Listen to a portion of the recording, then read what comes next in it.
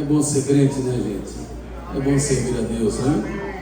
Assim como estamos, por bondade, manuseie sua Bíblia até o livro das Revelações. Eu falei que é o livro das...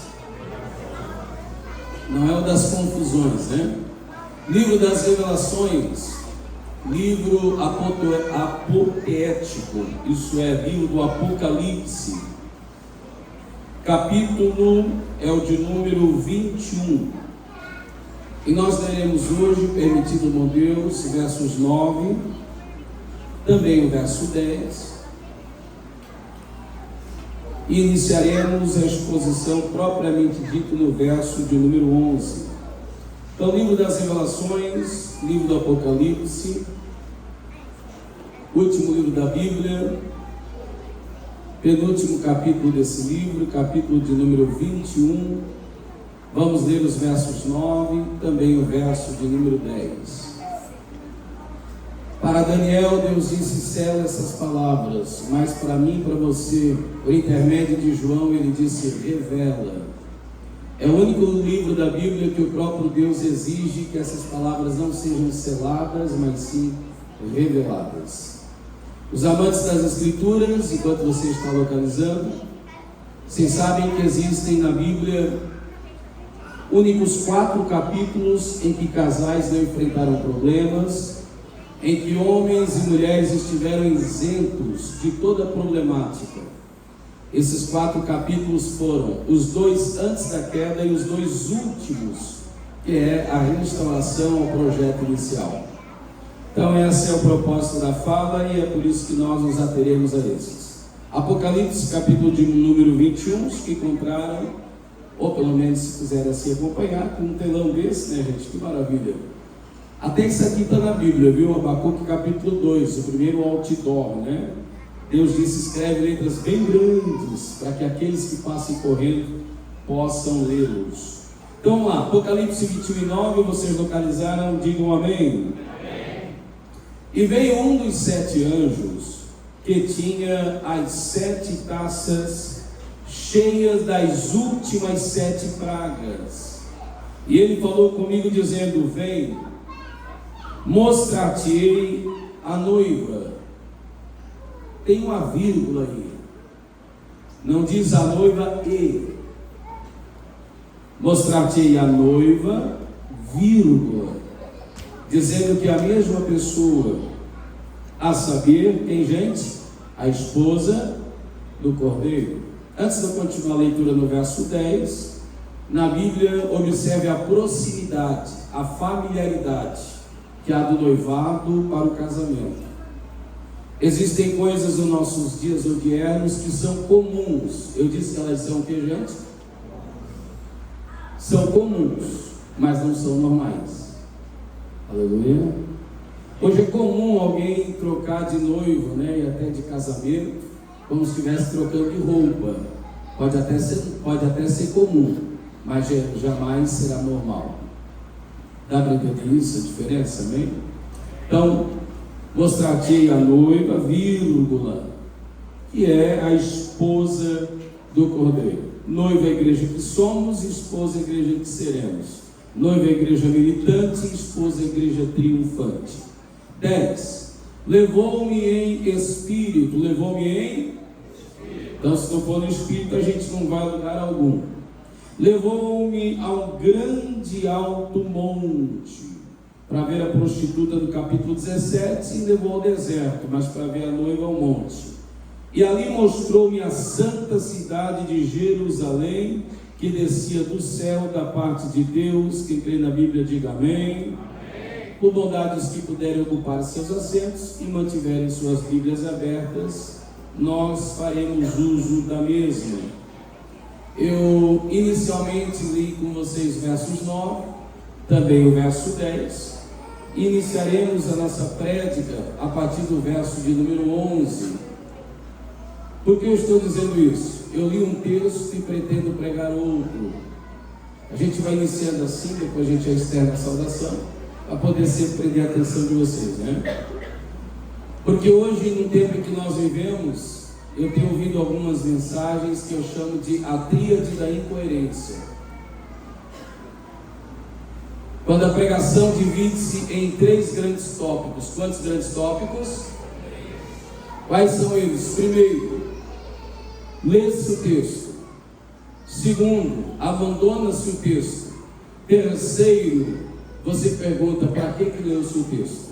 Então não é o objetivo, tá bom? Versos 9 e 10 servirão de baliza para a exposição a partir do verso 11.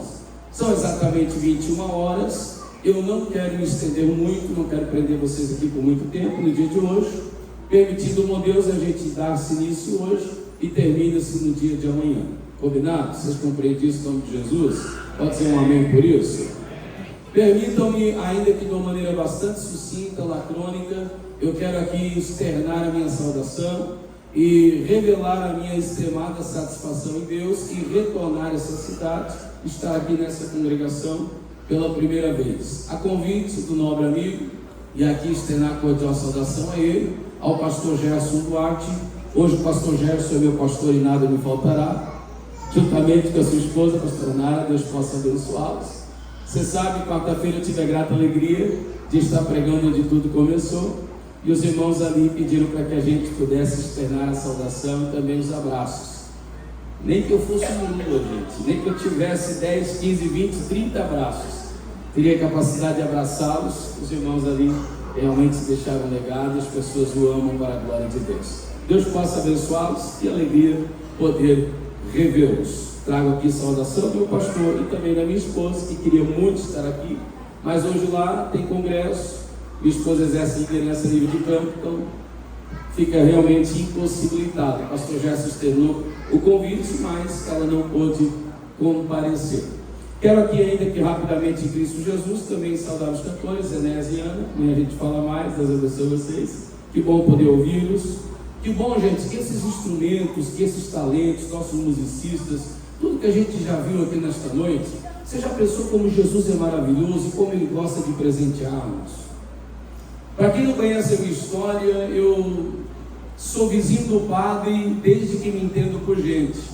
Tive alguns anos fora, para lá, para cá, cocei, estudei, casei, voltei, liderei, pastoreei, mas moro na mesma casa, vizinho do padre, há mais de 40 anos. E você sabe que atrás de uma igreja católica sempre tem um salão paroquial. E de quando em quando, nessas minhas andanças, eu volto, às vezes eu comento com a esposa e com a filha. Eu disse, olha o que essa gente está ouvindo. E daí você ouve músicas, sinceramente, que eu não sei se merece o nome de música, cujo radical é musa, porque não tem beleza nenhuma, né? Você ouve lá uns barulhos, e eu fico pensando, querido Enéas, como é que alguém paga para ouvir isso? Como é que alguém paga para ouvir isso? Você já pensou nisso? O camarada paga para ouvir as pessoas cantarem, chamando ele de um monte de coisa que não é digno de falar no altar. Aí chama ele de um monte de coisas, chama a esposa dele, os filhos dele. Aí você vem num ambiente de glória como esse, numa casa maravilhosa como essa, cujo céu rasga-se sobre nós. Nós estamos aqui não meritoriamente, porque não estamos acima da média, mas estamos debaixo da graça. Só quem concorda diga aleluia por isso. O único triângulo amoroso que nós vivemos, eu sei que isso assusta alguém. Você sabe o que é um triângulo amoroso, né, gente? Triângulo amoroso, lá em casa, eu de um lado, a minha esposa do outro, é a base. E lá no clímax, lá em cima, tem um Deus que reina e domina sobre todo sempre. E se as bases, uma delas se aproximar lá de cima, da parte superior, consequentemente estará uma base se aproximando da outra. Então, para você dar glória a Deus, aleluia, quanto mais eu me aproximo de Deus, mais eu amo a minha esposa. Quanto mais ela se aproxima de Deus, mais ela me ama. E nosso amor recíproco vai crescendo de glória em glória para a glória daquele que é digno de glória. Você já pensou? Eu já vou começar a pregar, estou só na saudação, tá, gente? Mas você já pensou que você mora com seu sogro? Quantos aqui já pensaram nisso? Porque a minha esposa chama o Deus que reina sobre tudo e todos de Pai. E eu nomino o meu Pai como Deus eterno. Então, se o meu Deus é o pai da minha esposa, consequentemente ele é meu sogro. Então, meu sogro mora comigo. Como é que eu vou tratar a minha esposa ciente de que o meu sogro mora com a gente? Aleluia. É por isso que reuniões como essa, a perspectiva não é falar nada novo, mas é 2 Pedro 3:2. Eu só queria vos lembrar. Para que falar aos maridos que não se deixam toalha molhada na cama se vocês já sabem disso? Mas eu só queria vos. Aleluia. Deus possa abençoá-los em Cristo Jesus. Deus possa abençoá-los para a glória de Deus. Eu fiquei imaginando enquanto vocês entravam aqui. Eu fiquei pensando que alguém entre vós talvez seja casado há tão pouquíssimo tempo. Talvez não aniversariou ainda. Outros talvez já têm filhos casados. E no mundo de impermanência está firme em um só propósito, é uma dádiva de Deus. Na Bíblia, a vitória não é dos que chegam primeiro, mas é daqueles que vão até o fim. Se você concorda, diga glória a Deus por isso.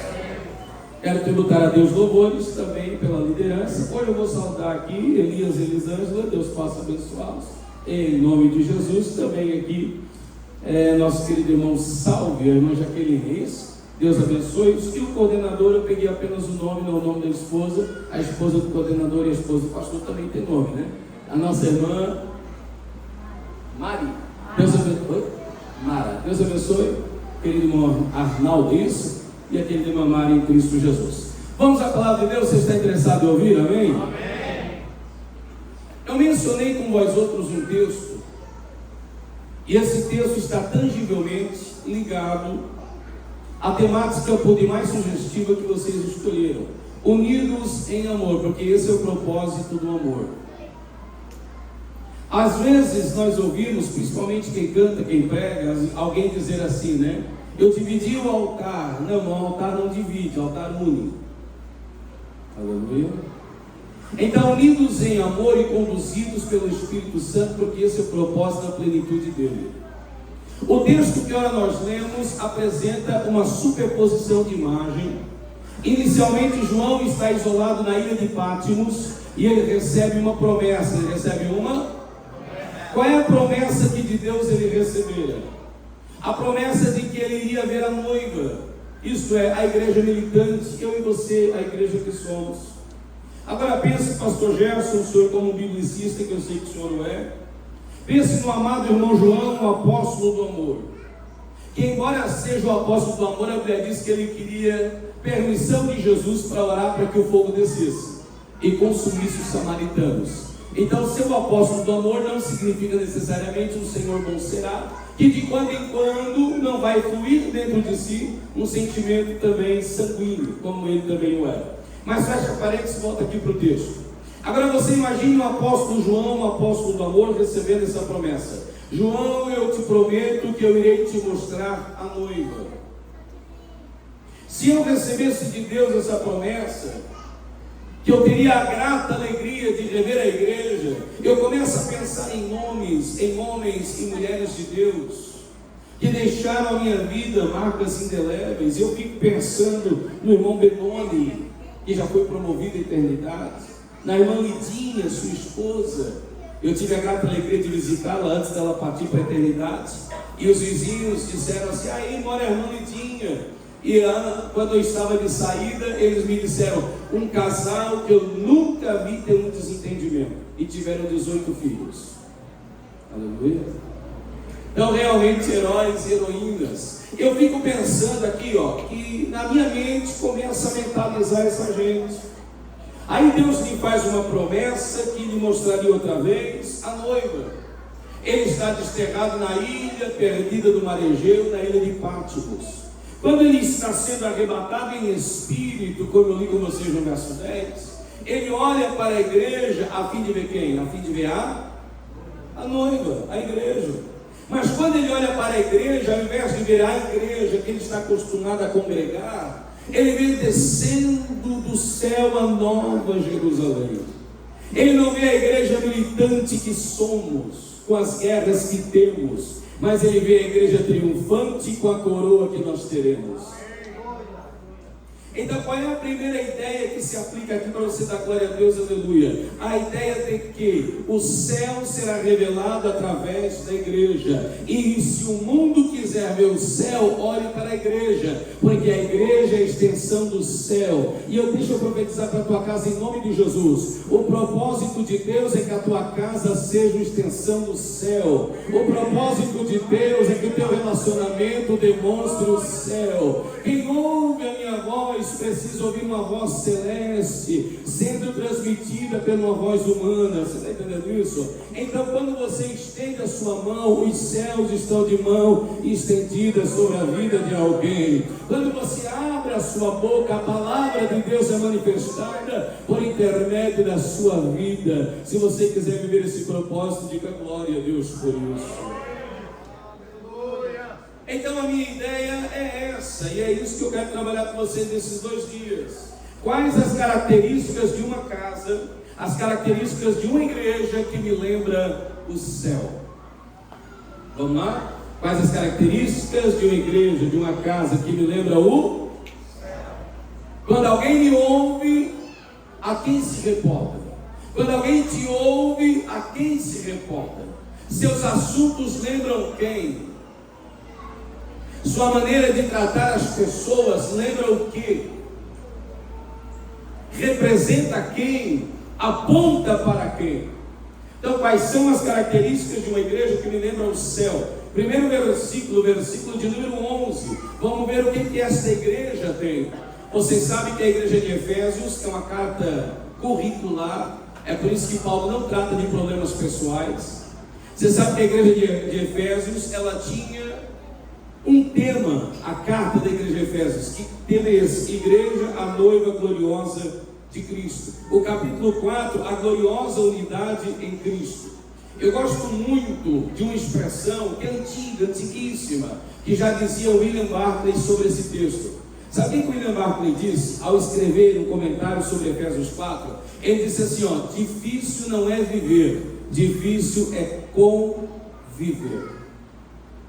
Aí um nobre pregador, por nome de John MacArthur, ao ler esse escrito, rabiscou embaixo. Ele disse assim: não se ama porque é fácil, se ama porque é necessário. Se amar fosse fácil, não tinha tanta gente amando mal e tanta gente sendo mal amada.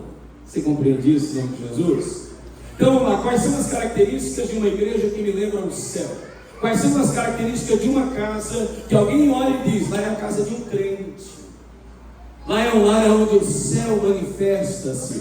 Lá é um lar onde o céu se revela. Se tiver alguém doente aqui pela vizinhança, a gente sabe que lá tem uma casa que teme a Deus e que a oração desses justos pode muito em seus efeitos. Se tiver uma desavença na vizinhança, tem uma casa aqui que tem uma palavra do céu para apaziguar os ânimos.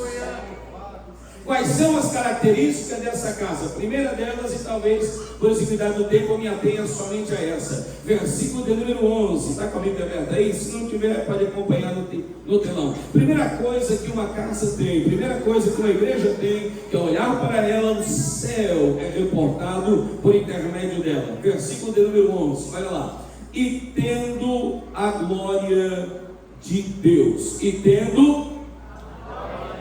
O que ele tem, gente? É bom na igreja ter bons pregadores? Sim ou não? Sim ou não? Mas não é isso que faz de uma igreja ser uma igreja cheia da presença de Deus, cujo céu se manifesta sobre ela. É bom ter bons musicistas, ter bons cantores, ser uma igreja muito bem ornamentada, ser uma igreja liturgicamente exemplar.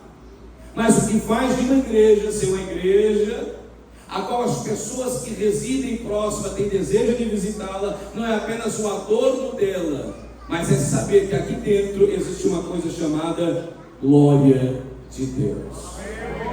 O que faz de uma casa ser uma casa que me lembra o céu, não é apenas pelo carro que está estacionado na sua garagem, não é apenas pela casa monumental que alguém olha pelo lado de fora. E se alguém vê a beleza do lado de fora, deve ter o desejo de saber que o que tem de mais precioso não está do lado de fora, mas está do lado de dentro. Só quem concorda, diga aleluia por isso. O que faz essa casa ser uma igreja, ser uma casa que me lembra o céu, é quando essa casa é vazado pela glória de Deus. Aí você me pergunta, pregador, então a minha casa vazada pela glória de Deus quer dizer que o dia que eu acordo frio, eu me penduro no ventilador?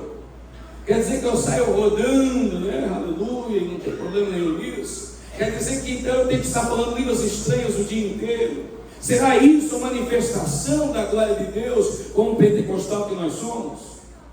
Primeiro eu preciso entender o que é a glória de Deus. A glória de Deus não é o Shekinah, como alguém confunde. O Shekinah é a presença de Deus. A glória de Deus é a sua glória, chamada de Kavod, que é a somatória dos seus atributos. Então só é alguém cheio da glória de Deus quando ele tem a somatória dos atributos de Deus manifestado sobre ele. A brasileira, para nós entender, é simples. Ser cheio da glória de Deus é ser alguém que tem a paz de Deus. Ser alguém cheio da glória de Deus é alguém que ama com o amor de Deus. Ser alguém cheio da glória de Deus é ser alguém que tem misericórdia segundo a misericórdia de Deus. É ser longânimo segundo a longanimidade de Deus. É pensar com a mente de Cristo. Isso é ser cheio da glória de Deus. Por que é tão excepcional e por que é tão necessário isso? À medida que você vai discorrendo o texto adentro, você perceberá outras características e outras virtudes.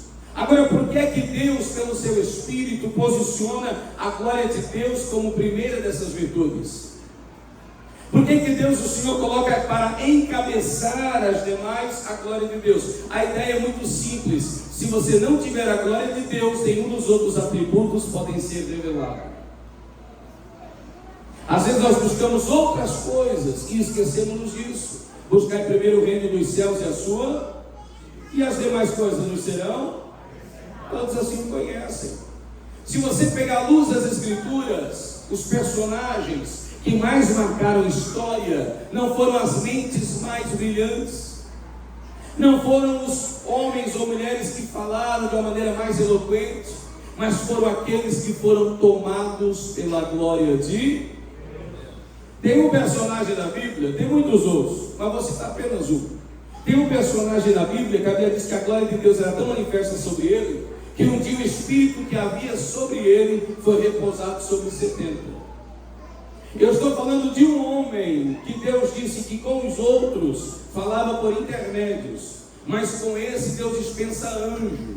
Eu estou falando de Moisés.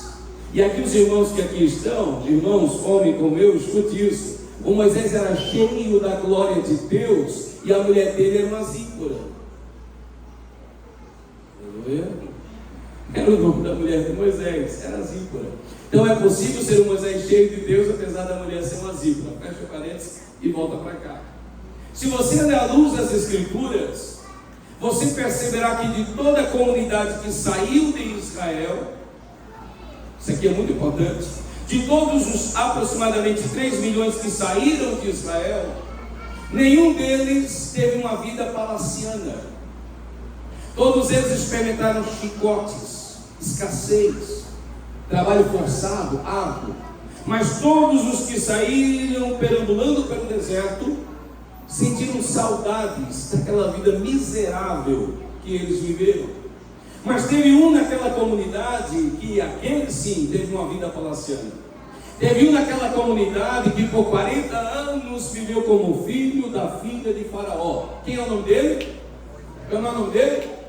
Quem é você da glória de Deus, aleluia? Todos aqueles que experimentaram coisas terríveis, estando no deserto, tiveram saudade de lá. Mas o Moisés que experimentou uma vida palaciana, uma vida boa, com todas as iguarias, ele estava no deserto e o deserto não permitiu que ele sentisse saudade de lá. Qual é o segredo de Moisés? O segredo de Moisés é que Moisés era um homem vazado pela glória de Deus. E quem é tomado pela glória de Deus, as delícias do Egito perdem seu valor e ele não tem mais prazer em estar fora da sua presença. Só quem concorda com isso, diga glória a Deus por isso. Salmo 103, verso 7 diz assim: mostrou os seus feitos a Israel, mas mostrou a Moisés os seus caminhos. Consegue entender a diferença disso? Israel viu o mar abrir, mas Deus revela a Moisés o porquê que o mar abriu. Israel provou a água doce saindo de uma fonte amarga, mas Moisés sabia como, e ao falar com essa, ao tocar nessa, sabia que Deus responderia e saciaria o seu povo. Aqui está a grande diferença. Moisés é um homem de muita oração, e à luz da Bíblia ele faz pelo menos 5 orações que nós não as citaremos. Mas quantas orações ele fez?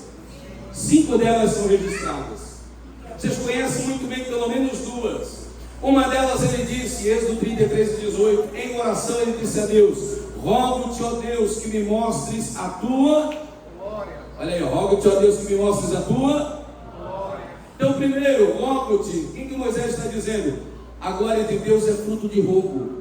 A glória de Deus é fruto de oração. O que Moisés está dizendo é que a glória de Deus tem prazer em manifestar-se entre nós. O que Moisés está dizendo é que se a gente orar, a glória de Deus se manifesta uma vez mais.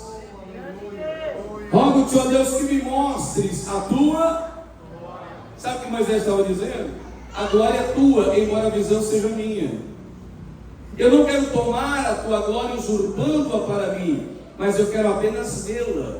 Agora, quem está pedindo para ver a glória de Deus não é um neófito. Quem está pedindo para ver a glória de Deus não é um novo convertido ou alguém que não viu nada ainda. Quem está pedindo para ver a glória de Deus já viu o mar se abrir. Se eu pedir para ver a glória de Deus, irmão, eu tenho talvez poucas experiências. Quem está pedindo para ver a glória de Deus já viu a sarça arder, combustar, mas não se consumir. Quem está pedindo para ver a glória de Deus, Salmo 78:19, via todos os dias Deus preparando uma mesa no deserto. Quem está pedindo para ver a glória de Deus já viu chover codornizes e a terra brotar maná. Mas quando ele diz, rogo-te, ó Deus, que me mostres a tua, sabe o que ele está dizendo? Eu já vi muita coisa, mas nada que os meus olhos viram se compara com a tua glória. Moisés faz uma outra oração que você conhece muito bem. Está lá em Êxodo 33 também. Uma coisa está atrelada à outra. Deus fala com Moisés e diz a eles que é tempo de viver promessa. É tempo de viver promessa. Moisés ouve da voz da parte de Deus a seguinte ordem: arrume tuas coisas, tu, tua esposa e teus filhos. Grave isso: tu, tua esposa e teus filhos. Porque antes que os outros recebam de ti o que eu te dei, os teus precisam ser participantes disso.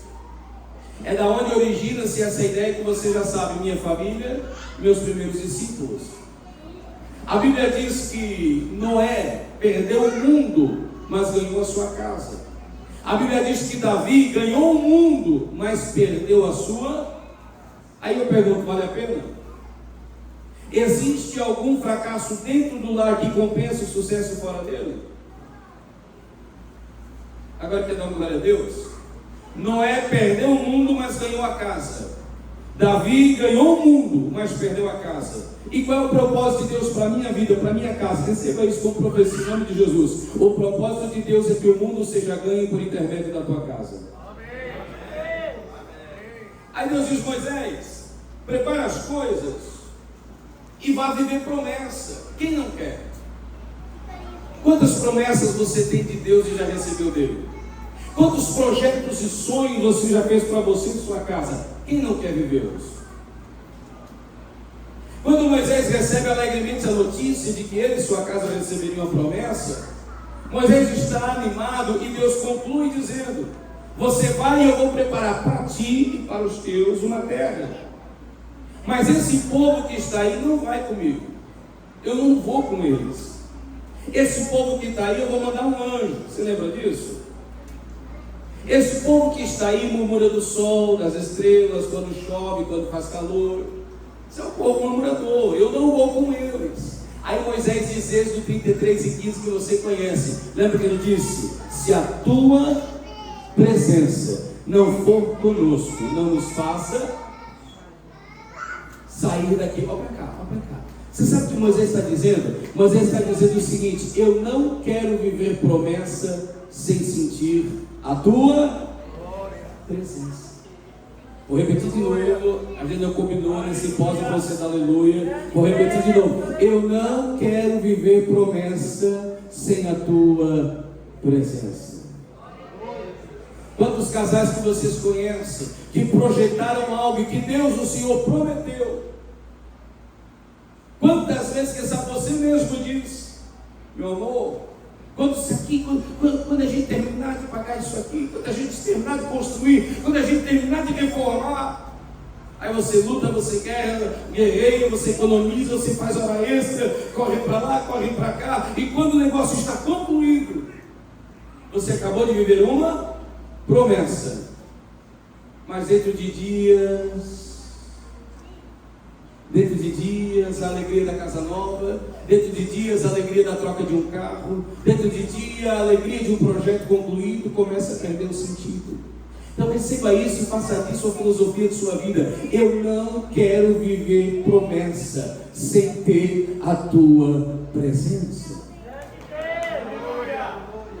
Aí Deus diz: Moisés, se você quer que a minha presença esteja com você, Êxodo 25:8, você vai fazer um tabernáculo móvel, chamado de tenda, que aonde quer que essa tenda móvel se locomover, a minha presença estará com vocês. Aí Moisés diz a Deus: Senhor, quais serão as medidas? Se é uma casa, uma tenda, os utensílios, começamos por aonde? Sabe o que Deus responde a Moisés? Você vai começar com a peça mais importante de uma casa. Vou repetir, querido irmão. Você vai começar com o que é indispensável para uma casa. Existe uma mobília na tua casa que ela é indispensável. Você vai começar com algo que não pode faltar numa casa feliz. E o que é que não pode faltar? É uma mobília pequena, retangular, um caixote, uma caixa de aproximadamente 70 centímetros de comprimento, com aproximadamente 30 de largura e 35 a 40 centímetros de altura. Ela será a mobília mais leve, ela será a menor mobília, mas ela será a mobília mais importante desta casa. Aí Moisés pergunta: por que é que essa mobília será tão importante e indispensável? Deus diz: porque nesta mobília, chamada de Arca da Aliança, nova aliança, chamada de Arca da Aliança, a minha cavode, aqui irmão, a minha glória, a minha cavode se manifestará dentro dela. Deus vai dar as diretrizes das cortinas, mas Ele vai começar pela glória. Por quê, irmão? Porque mais importante do que decoração é ser decoração. Aleluia. Deus vai falar da pedra de texugo, do telhado, vai falar, mas antes disso Ele vai falar de uma pequena mobília, porque a glória do Senhor se manifestará sobre ela. Só que tem uma questão, para a gente se caminhando-se para o final. Quem está me ouvindo, diga amém. Vai construindo, né? Vai fazendo um mapa mental para você entender o cerne da mensagem. Deus diz a Moisés que essa mobília será feita por alguém capacitado pelo alto, ok? Chamado Bezaleel, mas não é o assunto. Mas Deus diz a Moisés que essa mobília será feita de um material, que é uma madeira. É um que, gente? Madeira.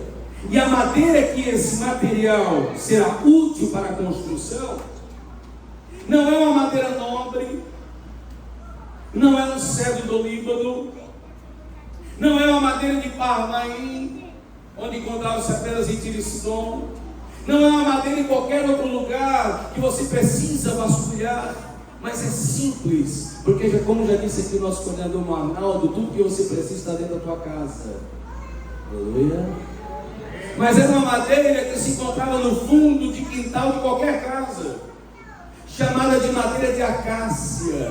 Se você ir a um mercadinho aqui do bairro, ou supermercado, como você preferir, e você ir lá na fila do açougue, você vai encontrar lá, provavelmente você vai encontrar umas sacas de carvão, e vai ser escrito assim, feita com madeira de acácia, chamada de acácia negra. É uma madeira tão ruim tão ruim que não servia para nada, exceto para ser combustível de fogo, exceto para ser queimada. Você está entendendo isso? Aí Deus está dizendo: eu vou pegar uma madeira, eu vou pegar uma madeira que sem a minha graça só servia, como dizia Charles Haddon Spurgeon, para ser combustível do inferno. É uma madeira que não tem serventia nenhuma. Só que tu vai pegar essa madeira de acácia e tu vai cobri-la ela por dentro e por fora com ouro, mais precioso dos metais. Ouro, sinônimo do que, gente? Da glória de...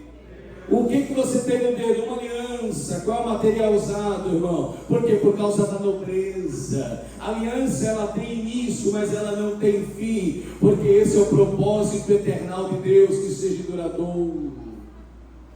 Só que essa madeira de acácia, ela tinha 3 características pessoais, somente dela que eu só vou citar. A primeira dela era uma madeira dura.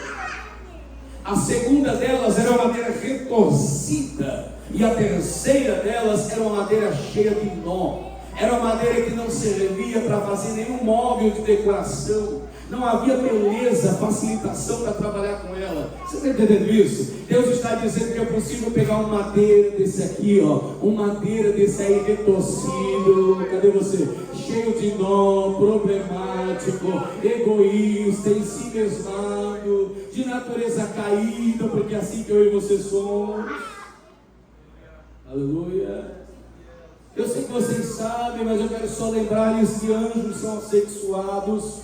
Então você não casou com um anjo, você casou com um homem. Você não casou com um anjo, você casou com uma mulher. Que hora tem que ter fé, que hora está triste, que hora está feliz, que hora está leve. Você casou com gente.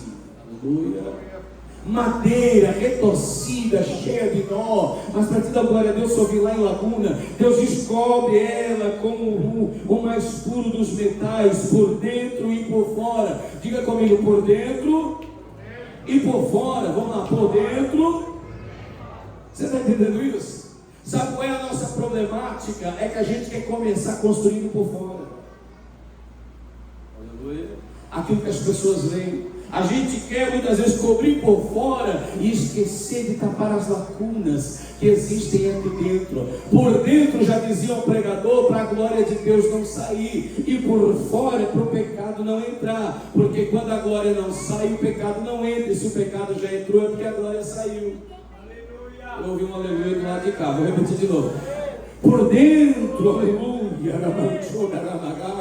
para a glória não sair, por fora, para o pecado não entrar, porque quando a glória não sai, o pecado não entra. Aí Paulo nos cita maravilhosamente. Paulo diz em 2 Coríntios 4:7, diz que nós somos um vaso de barro. A gente é vaso do que, gente? É vaso de barro. Só que Paulo disse assim, irmão: somos um vaso de barro, mas não despreze, porque dentro desse vaso, disse Paulo, tem um tesouro, tem excelência, tem uma glória. Glória. Então o vaso de barro, mas levanta a mão e diz: sai demônio, o demônio sai. Sai ou não sai, irmão? O vaso de barro, mas levanta a mão e diz: a enfermidade embora, ela tem que ir embora. Porque dentro desse vaso de barro, aí, irmão, dentro desse vaso de barro existe uma excelência, existe um tesouro. E para finalizar, quem está me ouvindo, diga amém. Amém. Êxodo 16, vem comigo. Todos os dias Deus providenciava maná. Deus providenciava maná. Todos os dias, lá na sua casa, Deus providencia maná. É o pão nosso de cada dia. Ok, cuidado detalhado de Deus. Quem comia mais, ganhava uma porção maior. Olha como Deus é maravilhoso. Quem comia menos, ganhava uma porção menor. No sexto dia, Deus dava uma porção dupla. Por isso a oração de um judeu antecipa-nos a bênção do sábado no dia de hoje. Vem comigo. Mas teve um tempo em que alguns daqueles que ali estavam, não faz parte dos nossos, irmão. Houve um tempo em que algum daqueles, não dos nossos, ficaram meio descrentes, sabe assim, meio entredão. Vai que amanhã a providência de Deus falha. Vai que amanhã o recurso de Deus não vem. Aí a turma disse que eles começaram a guardar um maná, lembra disso? De um dia para o outro.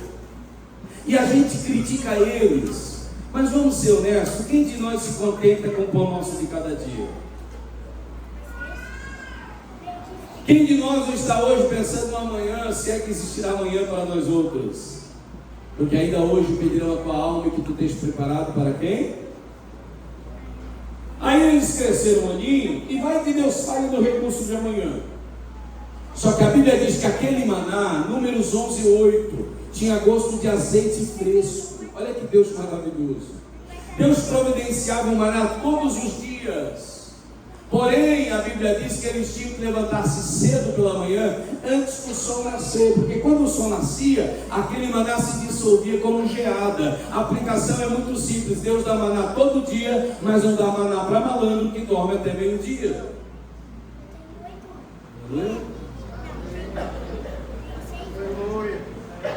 Deus dá maná todo dia, mas para quem acordar cedo antes do sol levantar.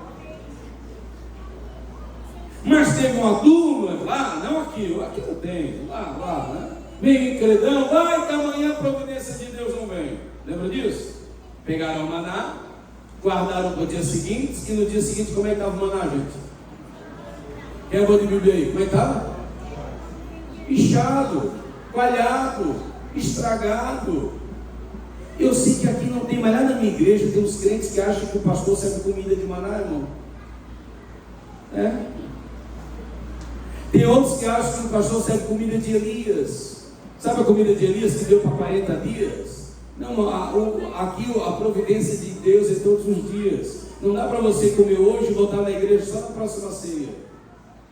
Eu sei que aqui não tem, mas lá na minha igreja tem, aqui não tem. Sabe aquela gente que só participa da ceia? Aquela gente que só chega na igreja a partir da festa para usar o uniforme, para sair na foto.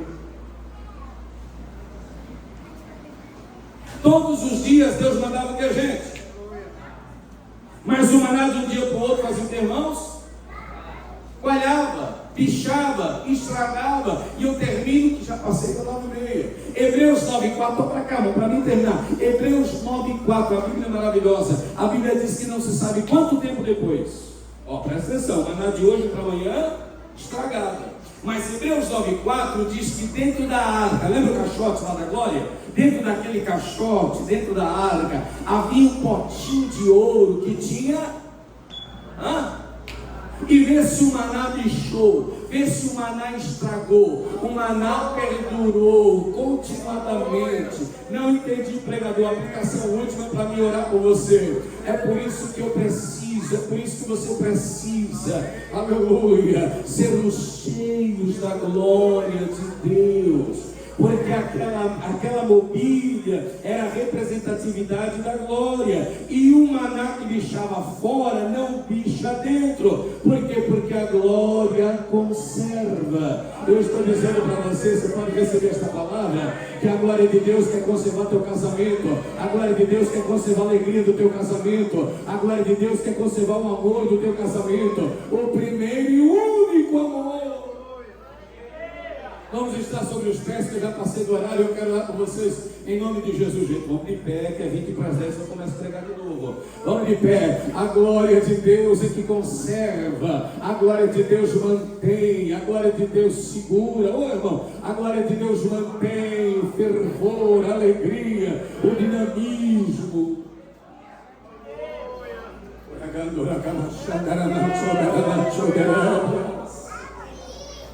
Nunca se escreveu tanto, nunca se falou tanto, e nunca tivemos um alto índice tão grande como hoje.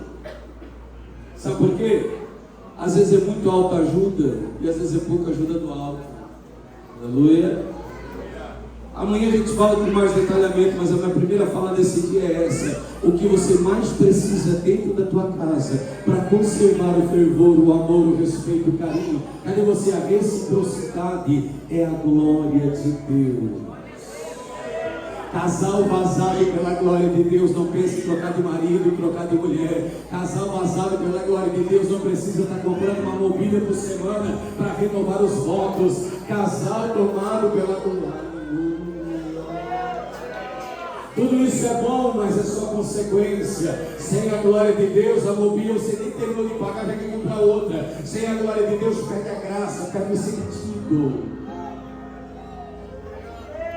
Eu quero orar por você em nome de Jesus. Gente, é 20 para as 10, não vou chamar você no altar. Mas acho que você está no melhor lugar do mundo, irmão. Você está do lado daquela pessoa que você um dia prometeu no altar. Você está do lado da